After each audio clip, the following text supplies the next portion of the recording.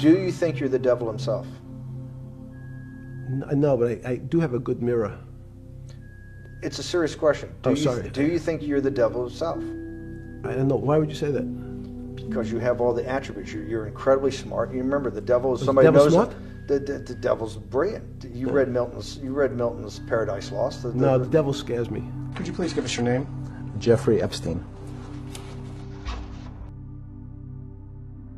The Epstein case was never just a scandal. It was a rupture, a fracture in the story we like to tell about ourselves.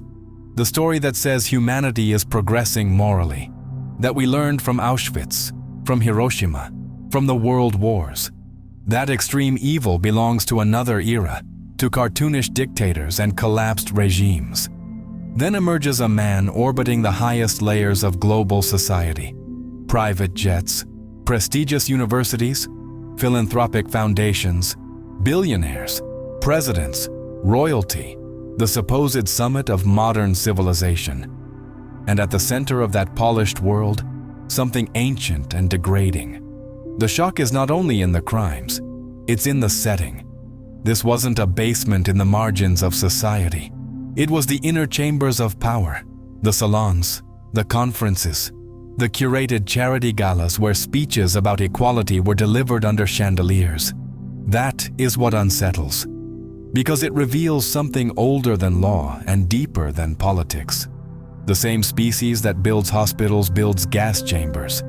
The same mind capable of devotion is capable of exploitation when it believes it will never be punished. We are morally fragile.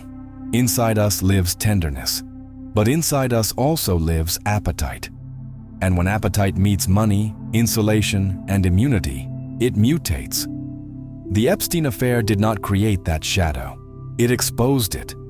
Humanity is not pure and occasionally corrupted. It is structurally ambiguous, capable of compassion, capable of domination, capable of crossing lines simply to test whether they exist. When the veneer cracked, we did not see something alien to the species. We saw something disturbingly human. There is a comforting lie we repeat. Extreme evil is rare deviation, a glitch, a psychological anomaly. History does not support this. Genocides were not engineered by demons from another dimension. They were designed by educated men, signed by bureaucrats, executed by citizens who went home afterward and kissed their children. War does not fall from the sky.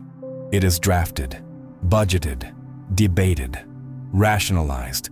The structure matters. The Epstein case is not comparable in scale to world wars, but structurally, the pattern rhymes. Concentrated power, insulation from consequence, desire unrestrained by external limits. Evil does not require madness. It requires opportunity. This does not excuse anyone. It removes the comforting myth that monsters are biologically separate from us. The capacity is species-wide. Most people do not act on their darkest impulses, not because they are saints, but because limits exist. Law, social pressure, fear, reputation, consequence. When those limits weaken, what remains is character, and character is not always noble. The uncomfortable truth is this: external limits are often stronger than internal morality. When wealth shields, when institutions hesitate, when influence silences, containment erodes. Evil is not inevitable, but it is always possible, and pretending otherwise is how societies repeat themselves. There is a form of emptiness that does not come from lack, but from excess. When someone struggles to survive, reality feels concrete. There are urgent needs, clear limits. The body grounds the mind. But when everything has been acquired, wealth, access, status, admiration, something strange begins to happen. Pleasure dulls, luxury becomes baseline, privilege becomes background noise. And then arrives boredom. Not the boredom of a quiet Sunday, the boredom of saturation, the fatigue of having exhausted ordinary stimuli. History records this pattern.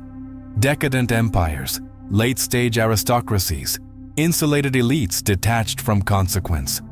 As in the waning days of the Roman Empire, excess did not disappear when comfort peaked. It intensified. Entertainment grew more brutal. Boundaries eroded.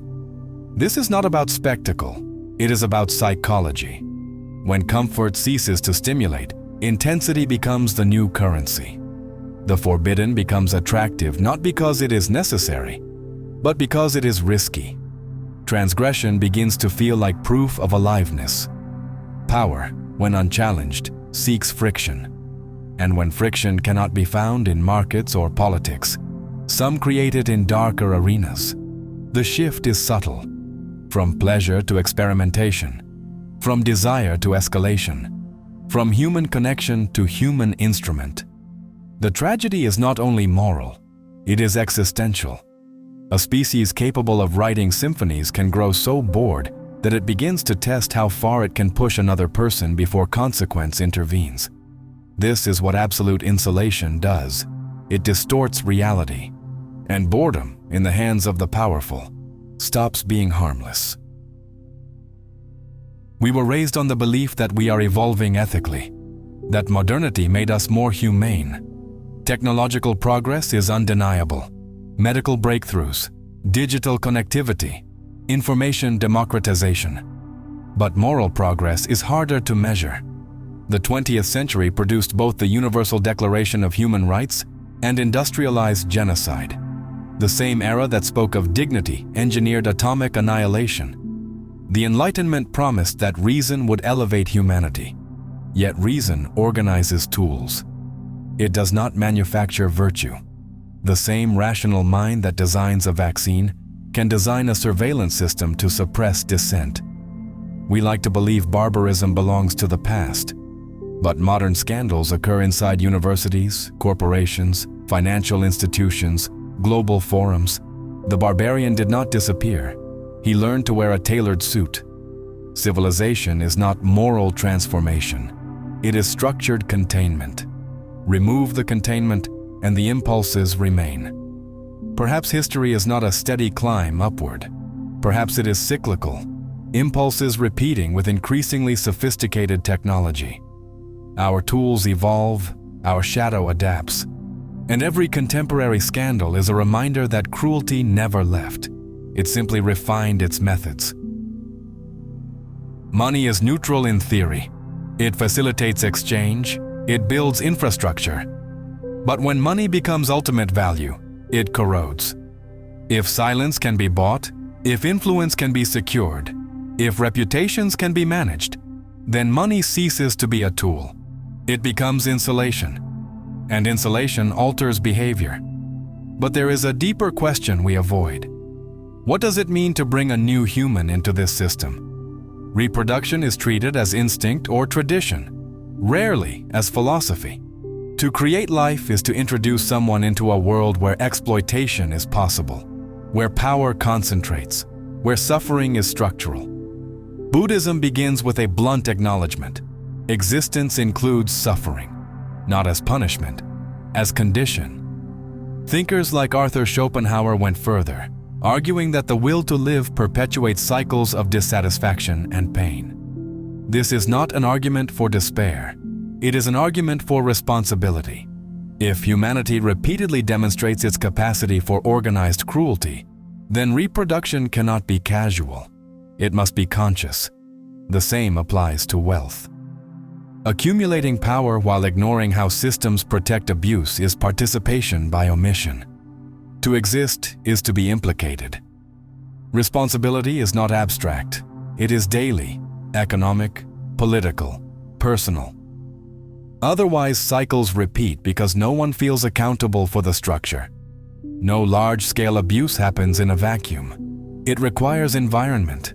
It requires silence, legal negotiations, reputation management, institutional hesitation, the prioritization of stability over truth. History teaches this repeatedly. The bureaucratic efficiency behind regimes like Nazi Germany was not chaotic madness. It was organized compliance, clerks, lawyers, officials doing their job. On smaller scales, the mechanism is similar. Not everyone participates directly. Most simply choose not to look too closely. Careers are protected. Donations continue. Institutions avoid scandal. The machinery runs quietly. The organized form of evil is always structural before it is personal.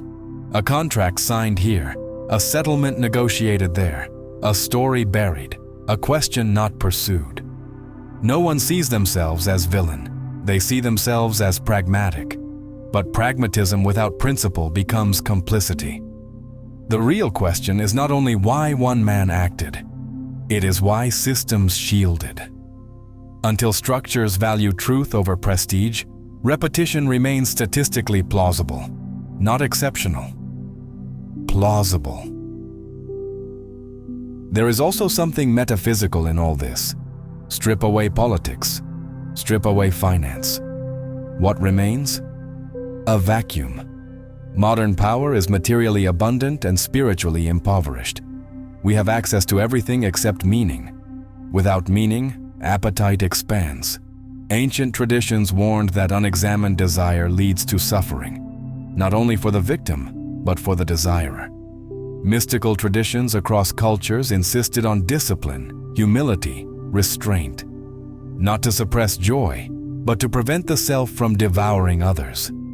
When transcendence disappears, consumption becomes substitute religion. Status becomes prayer. Influence becomes sacrament. Control becomes proof of existence. And when control over markets and narratives no longer satisfies, some seek control over bodies. This is not theology, it is anthropology. A species without internal discipline externalizes its emptiness. Power without spiritual gravity becomes unstable. Eventually, the outrage fades. Media cycles move on. Narratives fragment. Conspiracy theories replace sober analysis. Memory dissolves. What remains is quieter. A question. What does this reveal about the human animal? We are capable of Beethoven and extermination camps, of medical miracles and calculated exploitation, of poetry and predation. This is not accidental contradiction. It is composition. The same cognitive architecture allows both. The case is not an alien intrusion into civilization. It is a reminder that civilization is maintenance, not transformation. There is no automatic moral evolution. There is only containment, vigilance, law, culture, education, consequence.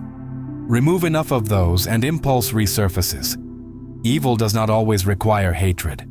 Sometimes it emerges from boredom, from insulation, from the belief that one is untouchable. Humanity is not naturally elevated and occasionally fallen. It is a constant tension between impulse and boundary. To acknowledge that is not to surrender hope. It is to abandon naivety. Moral maturity begins not when we declare, "This is not us," but when we admit, "This is possible in us." And precisely because it is possible, it must be restrained. Not by myth, not by blind optimism, but by conscious, relentless responsibility. Power corrupts quietly, not because it's loud, but because it feels untouchable. And if we don't question it, we become part of the silence. If this content makes you think differently, you're already helping just by watching and sharing. That truly matters. If you want to go further, becoming a member or using Super Thanks keeps this space independent and alive. It's not obligation, it's alignment.